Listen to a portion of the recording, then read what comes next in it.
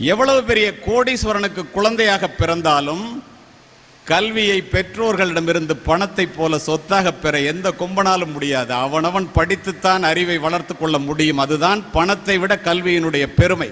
படிக்காமல் இருப்பதை விட பிறக்காமல் இருப்பதே மேல் என்றான் பேரறிஞன் பிளேட்டோ. இந்த உலகையே மாற்றக்கூடிய ஒரு ஆயுதம் உண்டு, அந்த ஆயுதத்தினுடைய பெயர் கல்வி என்றார் நெல்சன் மண்டேலா. படிக்க தெரியாத மந்திரியாக இருப்பதை விட படிக்க தெரிந்த ஏழையாக இருந்து இறப்பதுவே மேல் என்று பதிவு செய்தவன் மெக்காலே. பெற்ற பிள்ளை கைவிட்டாலும் கற்ற கல்வி கைவிடாது சொன்னவர் மகாத்மா காந்தி.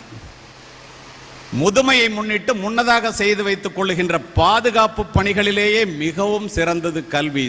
யாரெல்லாம் புத்தகங்களை நோக்கி இன்று தலை குனிகிறீர்களோ அவர்கள் அத்துணை பேரும் நாளை இந்த உலகிற்கு முன்னால் தலை நிமிரலாம் என்ற ஒரே காரணம்தான்.